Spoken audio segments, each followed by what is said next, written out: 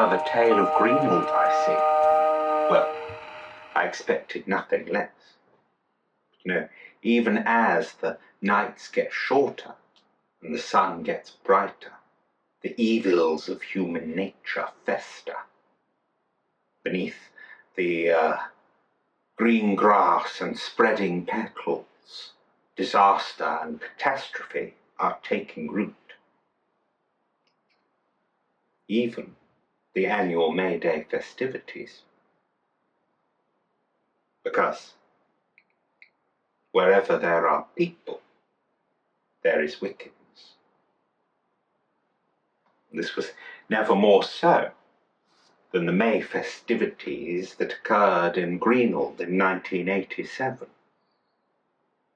You see, the Greenwold Village Fete is not the only event in Greenwold that was marked with the bloodied handprint of murder. The events of this tale were witnessed by between 75 and 110 people, and whilst their accounts of the incident do vary somewhat, this has been assembled to the best of our ability as an approximation of all the accounts, and thus our best approximation of the truth. The May Day festival started as any other had done for the past however many hundred years. It's quite the tradition. There's been springtime celebrations in Greenwold since the ancient times, since before the river's roar was quelled, with very little change. The May Queen had been crowned in a ceremony as controversial as ever, where yet another girl, who was a direct blood relation to the mayor, was adorned with the crown of daisies. Though this year the controversy would not be overlooked. Following year, 1988, a new mayor would be appointed, and this would be one of the long list of reasons for the previous mayor's deposement. But for now, in the spring of '87, the current mayor had no idea of the coup being concocted behind the scenes. Around the edges of the village green, local craftspeople had set up stalls to flog their wares, and the schoolmistress, Miss Sherry, had coerced the kids of the primary school to run a few game stalls: a coconut shy, a huck-a-duck, and a raffle. The village council had expressly forbidden their use of the beautifully newly handmade wooden Tombola drum for fear of the children's sticky fingers. So the children just used a cardboard box, which by the end of the day was indeed caked with mucky fingerprints.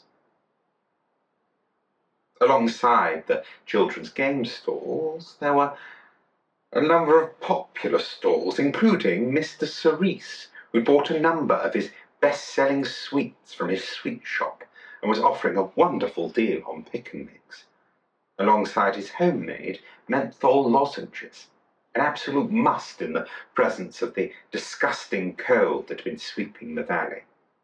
And then, on the other side of the green, though equally as popular, there was Mr. Marlowe, who was running his illicit stall of home-brewed alcohols. Marlowe hadn't applied through the correct channels to be a part of the May Day festivities, but whatever reason, the police officer and organisers decided not to ask him to move on, either because they deemed it too much hassle, or because they were rather enjoying his potent summer punch too.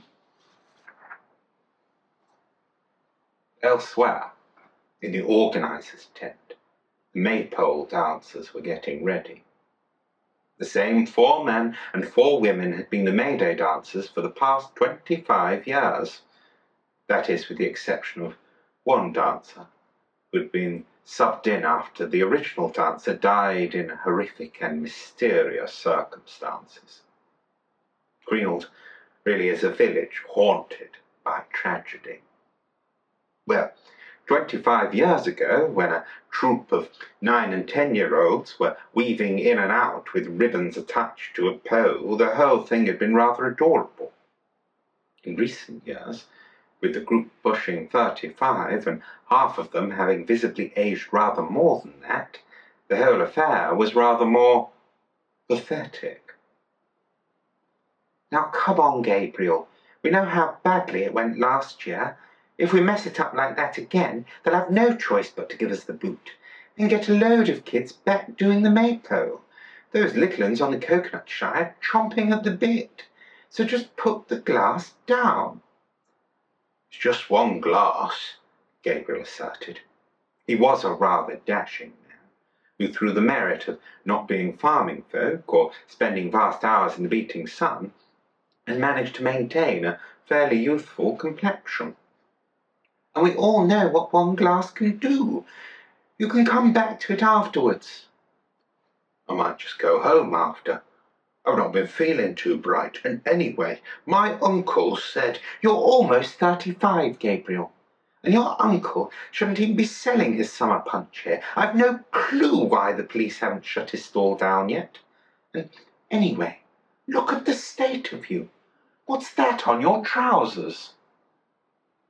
Gabriel put his glass of summer punch onto the precariously balanced camping table that was the one piece of furniture in the dressing area, and picked with his nail the blob encrusted to his white trousers. "Toffee, I should think." Gabriel was a man of excess, an evidently hereditary quality that was also very present in Gabriel's uncle, the bootlegger Mr. Marlowe. Whenever he wasn't drinking to excess, Gabriel was notorious for his sweet tooth. So toffee would hardly have been surprising. However, even deeply trodden traits can change, because when he'd been previously known to live the life of a debaucherous playboy, Gabriel at least appeared to be turning away from that particular form of hedonism, as in recent months he seemed to be falling rather sweetly for the schoolmistress, Miss Sherry, a feeling that was apparently reciprocated. So there was hope for young Gabriel yet. Or at least there would have been, if his life hadn't been so unceremoniously cut short on that bright May day. "Dances to the maypole, please, dances to the maypole," a youngish face holding a clipboard bellowed into the dressing space. As the others trailed out of the tent, Gabriel hung back, just long enough that he might not be seen as he downed a glass of summer punch, coughed a rather horrific hacking cough, and then joined the queue of dancers, making their way out into the bright sunshine. Greenwold had become rather notorious for developing its own variations of certain English village traditions. There were specific house-naming conventions. The church had edited its own version of the Bible to better suit its needs. And there was the maypole. Alongside having a consistent group of dancers, the dance itself took over an hour. In order to truly show the cycle of the year and the growth, death, and rebirth evident in nature, the dancers would go round and round, plaiting and unplaiting the ribbons up and down the pole. And then, in order to further highlight that this was a new cycle, a new section is added to the dance every single year. Or at least, that was until 2013. When a young, ambitious choreographer, inspired by the London Olympic and Paralympic opening and closing ceremonies, added an entire 35 minutes to the end.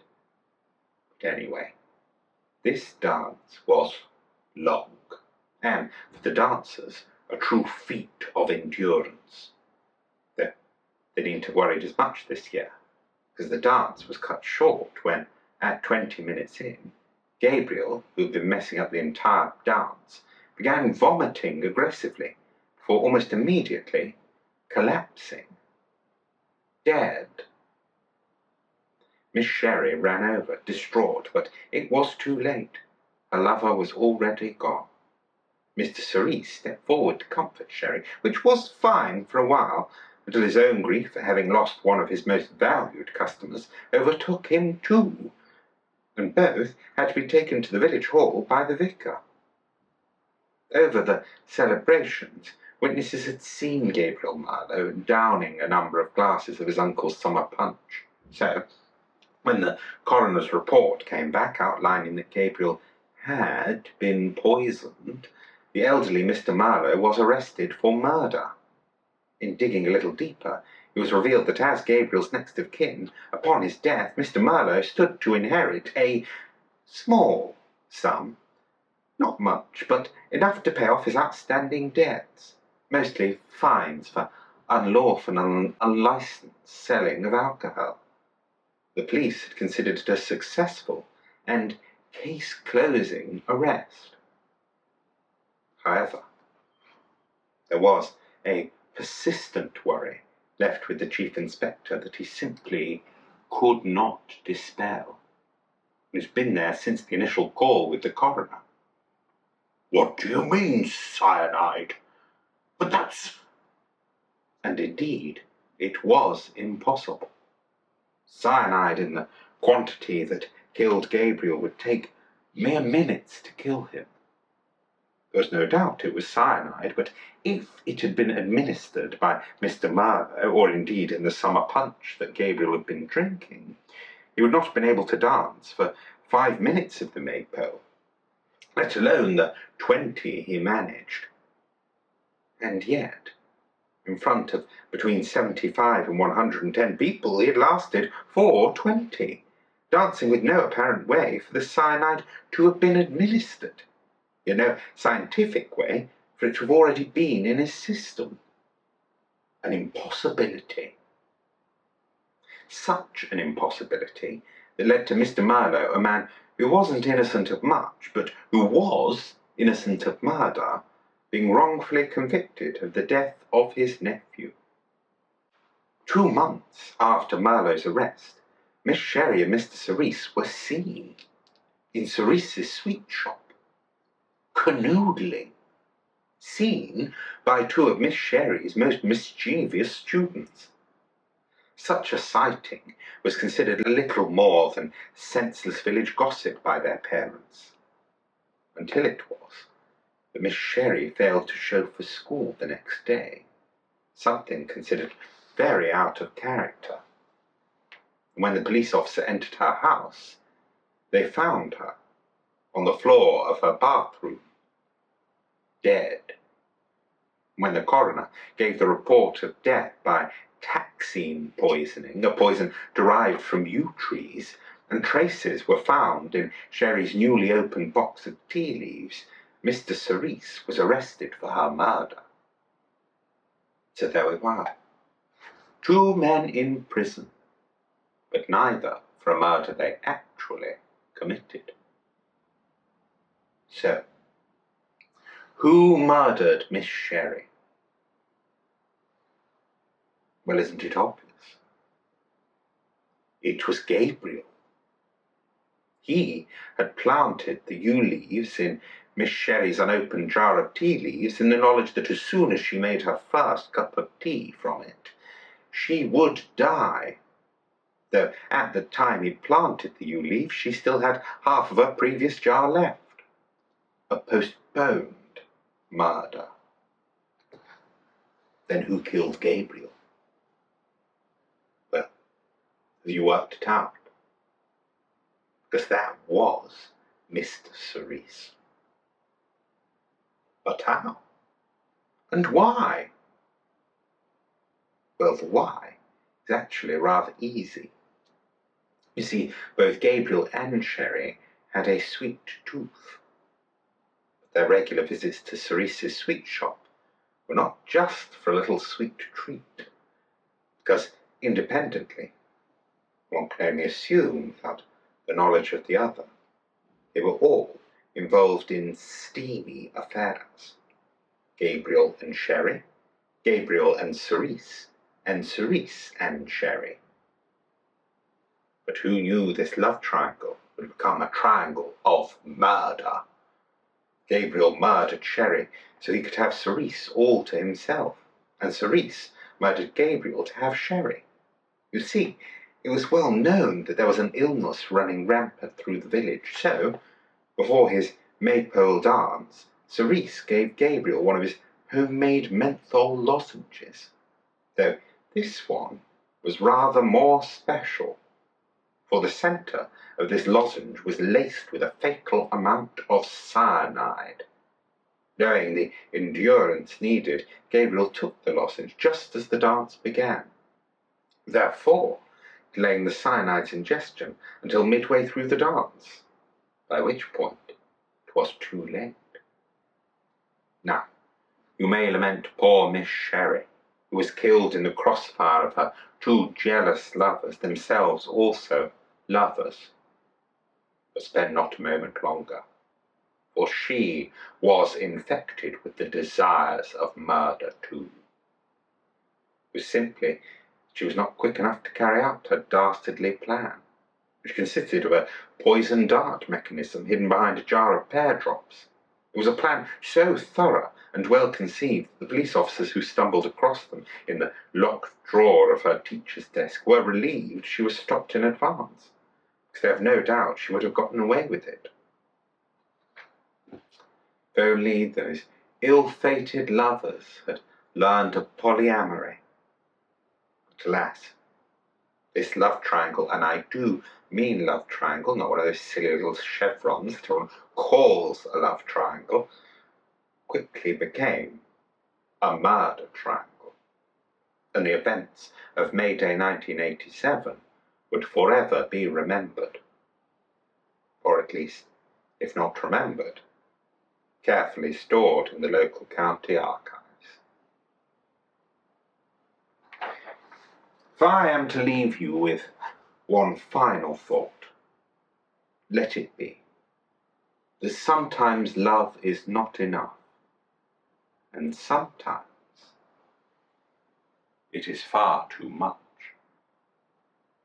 So hold your loved ones tight, but not too tight. Good night.